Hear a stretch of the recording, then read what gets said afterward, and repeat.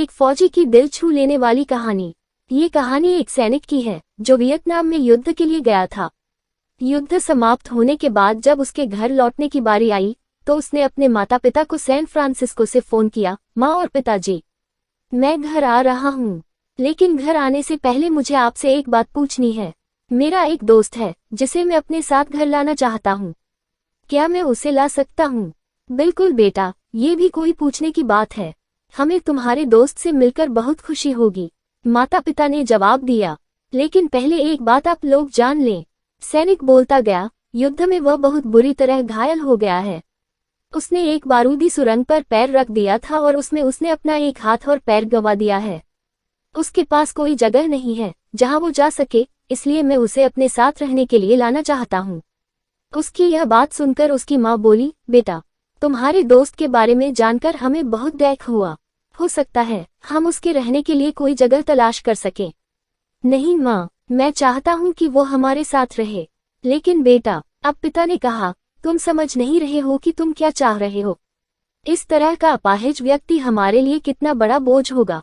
हमारी अपनी जिंदगी है जीने के लिए और हम नहीं चाहते कि इस तरह की कोई भी परिस्थिति हमारी जिंदगी में दखल दे।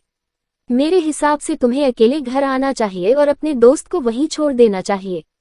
वो अपनी जिंदगी जीने के लिए कोई न कोई रास्ता निकाल ही लेगा। सुनकर उस सैनिक ने फोन रख दिया। कुछ दिनों बाद उसके माता पिता को सैन फ्रांसिस्को पुलिस से एक संदेश मिला, जिसमें उन्हें बताया गया कि उनके बेटे की एक बिल्डिंग से गिरकर मौत हो गई है। पुलिस के हिसाब से ये एक सुसाइड केस था। ही माता पिता ने तुरंत ही सैन फ्रांसिस्को के लिए फ्लाइट बुक कराए और वहां पहुंच गए। वहां उन्हें शहर के मुर्दाघर ले जाया गया ताकि वे अपने बेटे की पहचान कर सकें। उन्होंने उसकी पहचान कर ली, किंतु ये देखकर उनकी कपकपी छूट गई कि उनके बेटे का बस एक हाथ और एक पैर था।